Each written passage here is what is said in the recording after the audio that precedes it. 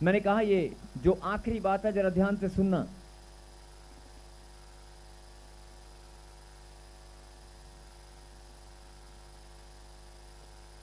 अभी तक आपको ये मालूम है कि परमेश्वर ने हमारे हृदय में वचन को बोया है और वो चाहता है कि हम वचन पर चलने वाले बने।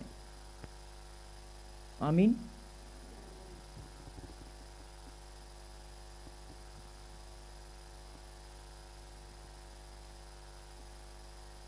अब कितने लोग इस बात को जानते हैं?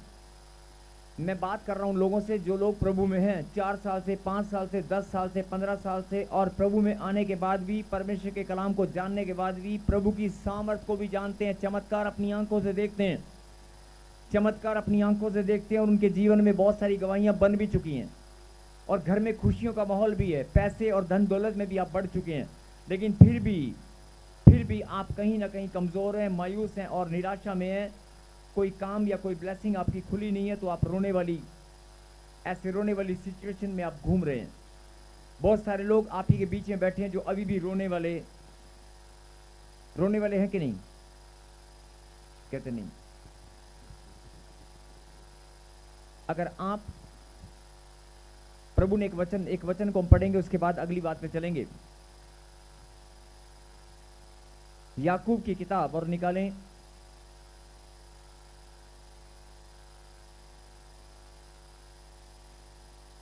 2:26 पढ़ें। हालेलुया। अतः जैसे देह आत्मा बिना मरी हुई है, वैसा ही विश्वास भी कर्म बिना मरा हुआ है। और एक और पढ़ें 2:20।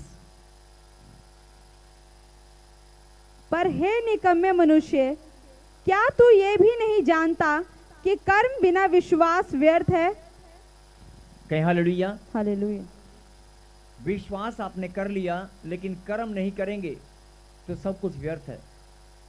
आपके लिए भविष्यवाणी हो चुका है, आपके लिए भविष्यवाणी हो चुका है कि आपके घर में बेबी ब्लेसिंग आने वाली है, या आपके घर में आपकी भविष्यवाणी हो चुकी है, लेकिन आप उसको धन्यवाद नहीं देंगे, प्रार्थना नहीं करेंगे, तो शैतान आपकी भविष्यवाणी को, आपकी ब्लेसिंग को रोकने के लिए बाधा बनाएगा कि नहीं बनाएगा? मतलब कि अगर आपके लिए भविष्यवाणी हुआ है, कोई भी भविष्यवाणी अगर आपके लिए हो चुका है, तो परमेश्वर चाहते हैं कि आप प्रार्थना में और धन्यवादी बने। धन्यवाद देने की बजाय आप भविष्यवाणी आपने सुन लिया, विश्वास आपने कर लिया, लेकिन विश्वास के साथ आपने प्रार्थना करना, उस भविष्यवाणी के लिए प्रार्थना करना भूल गए। आप डेली रूटीन की प्रार्थना करते हैं, लेकिन भविष्यवाणी के लिए प्रार्थना करना भूल गए कि परमेश्वर मैं धन्यवाद करता हूं कि मेरे लिए भविष्यवाणी जो हो चुकी है वो पूरी होकर रहेगी। आप लगातार घोषणा करना भूल गए, तो शैतान आपकी ब्लेसिंग को चुराएगा। हो सकता है समय लंबा हो जाए, और जब समय लंबा होता है तो इंसान टूट कर रोने लगता है कि मेरे लिए तो भविष्यवाणी हुआ था, प्रॉफिट जी ने भविष्यवाणी किया था कि 4 महीने में, 3 महीने में, लेकिन कुछ हुआ नहीं, और फिर आप रोने लगते हैं। लेकिन आप कर्म करना भूल जाते हैं, और ये इंसान का स्वभाव है। जरा गहरी बात है, जरा गौर फरमाएं, ध्यान से सुने। ये इंसान का स्वभाव है, जब भविष्यवाणी होती है तो बड़े आनंद के साथ रिसीव करता है और धन्यवाद करता है, लेकिन 1 दिन 2 दिन के बाद वो भूल जाता है।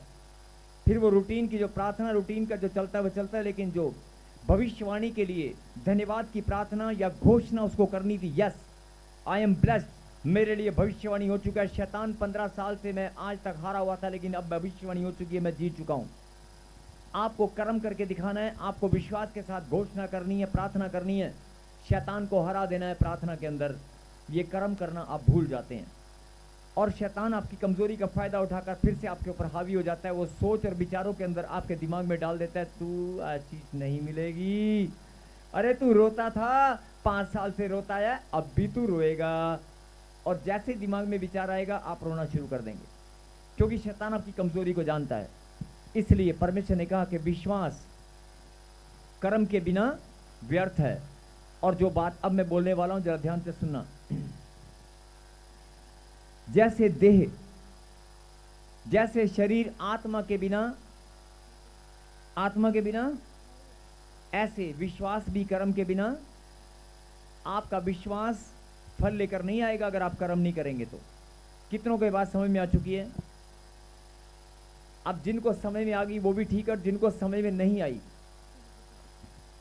जिनको समझ में नहीं आई, एक वचन से हम सुनेंगे, समझेंगे, उसके बाद हम आखिरी प्रार्थना करेंगे, और जिनको ये बात समझ में आ गई उनकी जिंदगी आज बदल जाएगी। आमीन। रोमियो 4:17 में क्या लिखा सुनेंगे। अब्राहिम को, ध्यान से सुने, अब्राहिम को परमेश्वर ने भविष्यवाणी किया और कहा कि तू, सब मेरी तरफ देखें इधर, अब्राहिम को 90 साल की उम्र तक, 90 साल की उम्र तक कोई संतान नहीं थी, और ये बात परमेश्वर ने रोमियो किताब नए नियम में लिखी है, पुराने नियम में नहीं। पुराने नियम में पूरी स्टोरी आप पढ़ सकते हैं, लेकिन ये वचन परमेश्वर ने जहां पर लिखा वो नया नियम है। और 4:17 में क्या लिखा, जरा गहरी बात है, ध्यान से सुने। विश्वास के द्वारा प्रतिज्ञा, मैंने पढ़ने को नहीं बोला इसमें। 4:17 में क्या लिखा, आप ध्यान से सुने, आप पढ़ लेना बाद में, लेकिन जो मैं बोलने वाला हूं उसे सुने। 4:17 में लिखा, लेकिन उस बात को समझना है पहले कि अब्राहिम के लिए भविष्यवाणी हुआ, और 90 साल की उम्र में उसको एक संतान हुई। 90 या 100 साल की उम्र में जाकर उसकी पत्नी और उन दोनों को वो आनंद मिला जो कभी उनको 90 साल तक जिसका उन्होंने इंतजार किया। आज 10 साल 15 साल अगर किसी को इंतजार करना पड़े तो, लेकिन उन्होंने 90 साल तक इंतजार किया और परमेश्वर पे अपने भरोसे को बनाए रखा। बराबर वाले को कहीं जागते रहो, क्योंकि अब जो सुनने वाले हो जरा ध्यान से सुनना। 80-90 साल की उम्र तक वेट करना बहुत बड़ी बात है। उन्होंने वेट किया, और हम सब जानते हैं परमेश्वर ने उसके लिए एक भविष्यवाणी किया था कि तुझे मैं जातियों का पिता ठहराऊंगा। अनेक जातियों का, अनगिनत जातियों का, पता नहीं कितनी जातियां तेरे, तुझे बहुत सारी, अकेला नहीं, एक संतान नहीं होगी तेरी, एक संतान नहीं होगी, तुझे मैं जातियों का पिता बनाऊंगा। और एक बड़ी सुंदर बात कही थी कि तेरे वंश को, तेरे संतान को कोई गिनने वाला पैदा नहीं होगा। आकाश मंडल के तारों को कोई गिन सकता है, लेकिन तेरी संतान को कोई गिनने वाला पैदा नहीं होगा। तेरी संतान इतनी हो जाएंगी, तेरी संतान इतनी हो जाएंगी कि अगर कोई भविष्य में आकाश मंडल के तारों को गिनती कर डाले, अगर कोई आकाश मंडल के तारों की गिनती कर भी डाले, लेकिन तेरी संतान की गिनती करने वाला कोई पैदा नहीं होगा।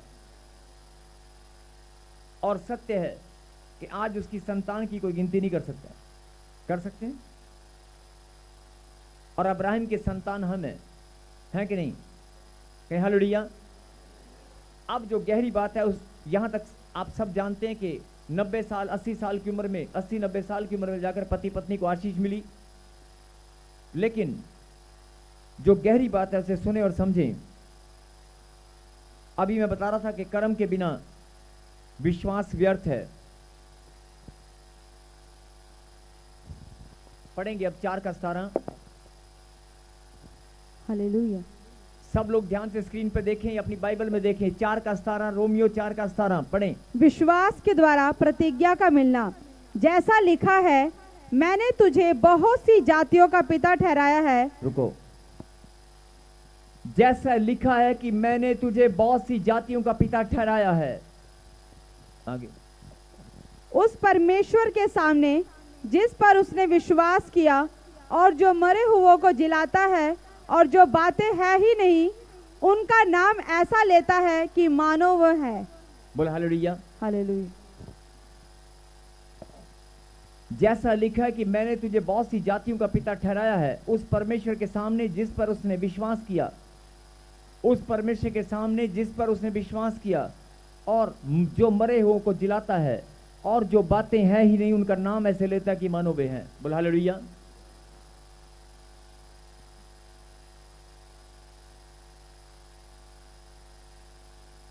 कुछ समझ में आ रहा है? यस।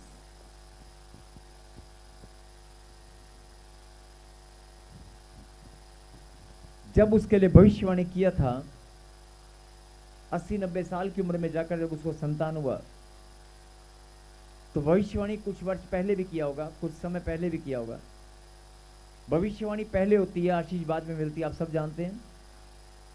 ऐसे ही जब उसके लिए भविष्यवाणी हुआ कि तुझे मैं बहुत सी जातियों का पिता ठहराऊंगा, बनाऊंगा, और जिसके पास एक संतान नहीं हो, और वो इस बात पर विश्वास कैसे कर सकता है कि मैं बहुत सारी जातियों का पिता बनाऊंगा? मेरे पास तो एक संतान नहीं है, मैं बहुत सारी जातियों का पिता कैसे बनूंगा? कोई विश्वास करेगा इस बात पर? मेरे पास तो एक संतान नहीं है, लेकिन परमेश्वर ने कहा कि तुझे बहुत सारी जातियों का पिता बनाऊंगा। लेकिन यहां पर बड़ी सुंदर बात लिखी गई है, मेरे पीछे गए, जो बातें है ही नहीं और जो बातें हैं ही नहीं, उनका नाम ऐसे लेता है कि मानो वे हैं। अगर आपके लिए भविष्यवाणी हुआ है, आपको 15 साल से संतान नहीं है, 10 साल से नौकरी नहीं है, या 20 साल से आपके पास मकान नहीं बना पाए, आपके लिए भविष्यवाणी हो चुकी है कि आपका मकान बनने वाला है। Yes amen. सुनो, आपको संतान मिलने वाली है, आपको ब्लेसिंग जो आप 15 साल से 10 साल से ढूंढ रहे हैं वो मिलने वाली है। लेकिन अभी मिली तो नहीं है ना, अभी भविष्यवाणी हुआ है। क्या हुआ है? अब एक एग्जांपल से समझेंगे। अगर कोई आपके लिए भविष्यवाणी हो, आपके पास मकान नहीं है, कि आपको मकान बनने वाला है, अभी मकान बना ही नहीं है, तो अब आप क्या करेंगे? हाँ, मेरे लिए भविष्यवाणी हुआ, थैंक यू, मेरे लिए भविष्यवाणी हुआ, थैंक यू, मकान बन जाएगा, ठीक है, इट्स ओके। आप प्रार्थना करेंगे, प्रभु धन्यवाद, मेरे लिए भविष्यवाणी हुआ है, मकान बन जाएगा, ठीक है, थैंक यू। लेकिन अगर जो बातें है ही नहीं, मकान है ही नहीं, मकान है ही नहीं, ध्यान से सुनना जरा, मकान है ही नहीं, संतान है ही नहीं, और डॉक्टर ने ये भी बोल दिया कि बन भी नहीं सकती, मिल भी नहीं सकती, जो बातें है ही नहीं, फिर से स्क्रीन पे बड़ा कर, जो बातें हैं ही नहीं, उनका नाम ऐसे लेता है कि मानो वे हैं। अभी मकान नहीं है, भविष्यवाणी हुआ है, लेकिन वो उनका नाम ऐसे लेता है, मेरा मकान, my sweet home, my sweet home is present here, create here. मेरा बेबी जिसका नाम गुड्डू है, जिसका नाम गुड़िया है, मेरे हाथ में आ गया है, मैं उसे खिला रहा हूं। अच्छा सुनो, नहीं कि नहीं, इनको समझ में नहीं आया ना, अभी देखो कैसे समझाएगा। बचपन से लेकर आज तक आपको मास्टर टीचर आपको एक चीज सिखाते हैं, मान लो मूलधन 100 रुपया। हाँ जी, मूलधन किस किस ने माना है? अरे मूलधन किस किस ने माना है? बोलो, हाथ खड़ा करो। मान लो मूलधन 100 रुपया, माना कि नहीं माना है?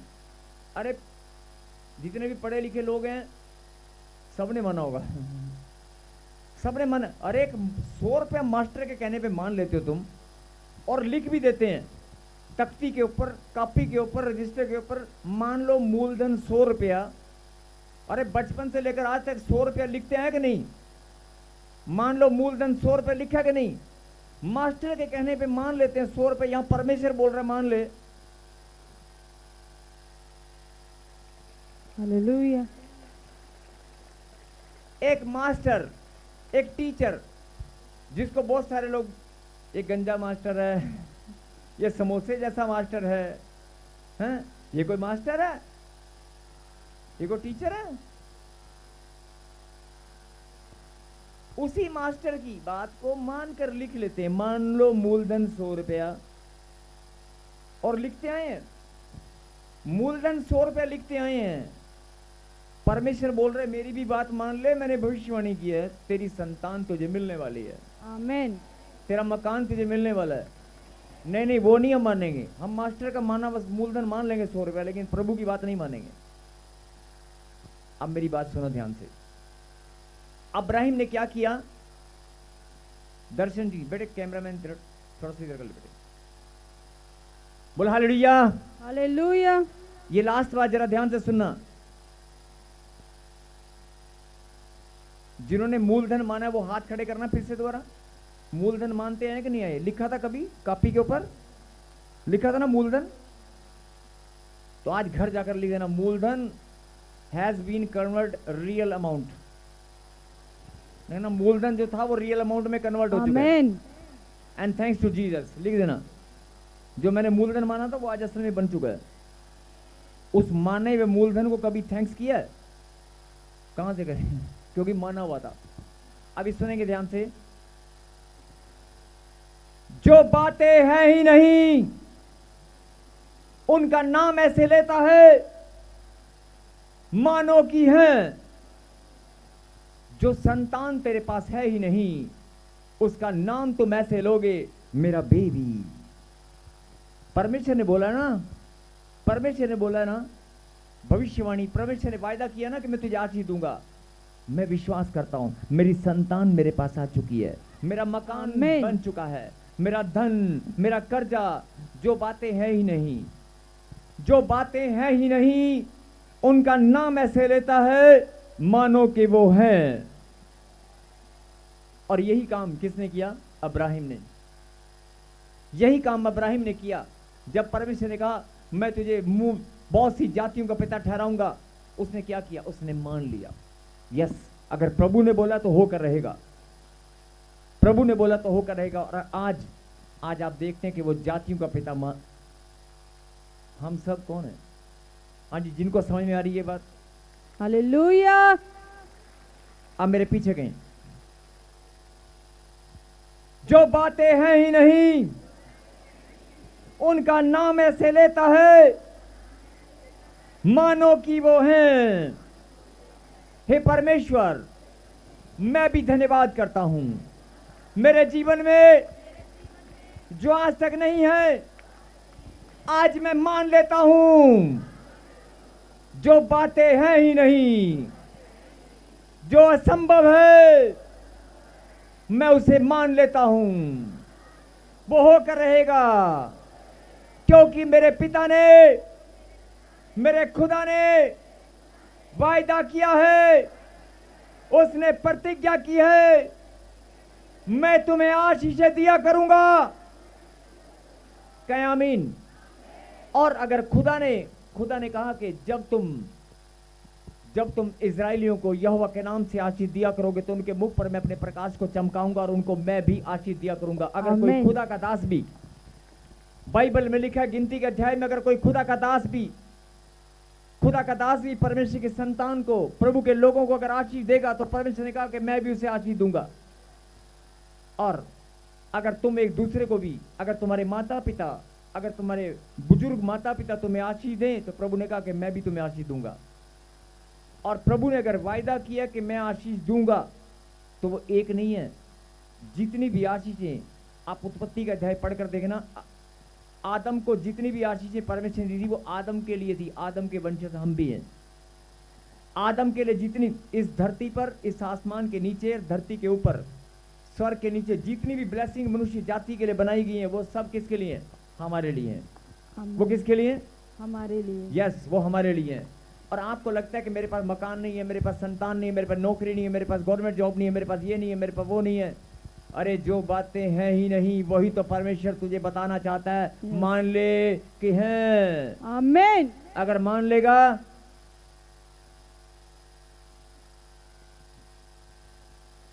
अगर मान लोगे तो, अगर माना हुआ मूलधन तुम्हें 10वीं और 12वीं पास करा सकता है, माना हुआ मूलधन तुम्हें वकील बना सकता है, अरे माना हुआ मूलधन तुम्हें बड़ा बिजनेसमैन बना सकता है। मेरे खुदा ने कहा, मैंने भी कहा है, मान ले, मैं तुझे आशीष दिया करूंगा। बोला आमीन। जो बातें हैं ही नहीं उनका नाम ऐसे लेता है मानो कि वो हैं। अगर ये बात तुम्हें समझ में आ गई है, अब्राहिम ने क्या किया? अब्राहिम ने कर्म किया, विश्वास किया। जब परमेश्वर ने कहा मैं तुझे आशीष दूंगा, उसने विश्वास किया। लेकिन कर्म क्या हुआ? जब उसने इस बात पर ईमान रखा और कि मान लिया। जब आप मान लेंगे तो ये कर्म होगा। विश्वास के साथ कर्म करोगे तो प्रतिफल जल्दी आएगा। बोलो आमीन। आमीन। जिनको ये बात समझ में आ चुकी है, आज जिनके पास, मैं फिर बोल रहा हूँ, कोई ब्लेसिंग नहीं है, जिनको बहुत लंबे समय से संतान और मकान नहीं है, जिनके पास ब्लेसिंग नहीं है, जिनके पास खुशियाँ और आनंद नहीं है, जिनके घर में बरकत नहीं है, अरे जो नहीं है मान ले है, अरे मान के तो दे। आज अपनी आंखें बंद करें और कहें परमेश्वर, अपनी आंखें बंद करें कि परमेश्वर मैं मान लेता हूं, जो गांठ और गिल्टियां, पथरियां, रसोलियां, जो बीमारी बड़े लंबे समय से मेरा पीछा कर रही है, जो बीमारियों ने मेरा धन बर्बाद किया है, जो समस्याओं ने मेरे जीवन में खुशियों को छीन लिया है, जिसने मेरे रिश्तों को खराब किया है, जिसने मेरे घर में शांति को छीना है, आज मैं मान लेता हूं वो सारी की सारी शैतान की योजनाएं खत्म हो चुकी हैं। जो बातें हैं ही नहीं, जो आशीष मेरे पास है ही नहीं, आज मैं मान लेता हूं, अरे किसी और के पास नहीं, मेरे पास है। मैं धन्यवाद करता हूं, मेरे पास मर्सिडीज गाड़ी है। अगर आपके पास बड़ी महंगी गाड़ी नहीं है तो आप बोल दें, यस, आप बोल दें मेरे पास गाड़ी है। मेरे अगर आपके पास सोना नहीं है, आप पहनना चाहते हैं, तो बोल दे, अरे सोने को परमेश्वर अपनी संतान के लिए बनाया है। एक लास्ट उदाहरण और दूंगा, सुनेंगे ध्यान से। आपने अगर कोई, हाँ जी, सुनना चाहते हैं, सुनना चाहते हैं? अगर कोई बहुत बड़ा करोड़पति, अरबोपति, बहुत बड़ा धनी व्यक्ति, जिसके पास कम से कम 500 गाड़ियां हों, उसके घर में अगर कोई 10 करोड़ का कुत्ता भी होगा ना, और 2 करोड़ की भैंस होगी, और 1 करोड़ का अगर घोड़ा भी होगा ना, सोने का पट्टा उसके गले में कभी नहीं देखोगे। सोने की संकल भैंस के लिए कभी नहीं देखोगे। हाँ जी, देखोगे? जरा ध्यान से सुनना। अगर करोड़पति, अरबोपति भी कोई इंसान है ना, उसके घर में अगर कोई 2 करोड़ की भैंस है ना, तो 5 लाख की सोने की चैन उसके गले में नहीं देखोगे। कई लोग भैंस को लोहे की संकल बांधते हैं ना, तो उसको भी लोहे की संकल ही बंधेगी। अगर वो 5 करोड़ की भैंस भी है तो उसको लोहे की संकल, सोने की संकल नहीं बनेगी। देखा कभी? जरा ठंडे दिमाग से सोचो। अरे करोड़ोपति आदमी अगर उसने घोड़ा पाल रखा है, बड़े महंगे महंगे कुत्ते लोग पालते हैं, लेकिन कुत्ते के गले में लोग सोने की चैन देखी है क्या कभी? घोड़े के गले में आपने लगाम सोने की पट्टी बनाकर देखा है कभी? क्यों? क्यों? क्योंकि प्रभु ने कहा सोना भी मेरा है, चांदी भी मेरी है, और जो मेरा है वो मेरी संतान का है। उसे कुत्ते और जानवर नहीं पहनेंगे। यस, आमीन। सोना और चांदी परमेश्वर की संतान के लिए। इसीलिए प्रभु ने कहा जो ब्लेसिंग है, जो धन है, वो मेरी संतान का है। जो आशीषें हैं वो मेरी संतान की है। ब्लेसिंग जानवरों के लिए नहीं है। सबको जय मसीह की। मैं जतिन बब्बर और आप देख रहे हैं मसीह परिवार चैनल। जैसे कि आप सब जानते हैं कि मैं इस चैनल पे प्रभु के अलग अलग दासों की वीडियोस डालता हूं, तो अगर आपको हमारा चैनल अच्छा लगता है तो आप इस चैनल को ज़्यादा से ज़्यादा सब्सक्राइब जरूर करें, ताकि आप प्रभु के वचन को सुन सके। वीडियोस को ज़्यादा से ज़्यादा शेयर करें, ताकि जिन लोगों तक वचन नहीं पहुंचा उन तक भी वचन पहुंच सके। सबको जय मसीह की। एक बार मैं आपसे दोबारा कहूँगा कि इस चैनल को सब्सक्राइब जरूर करें और वीडियोस को ज़्यादा से ज़्यादा शेयर करें। जय मसीह की।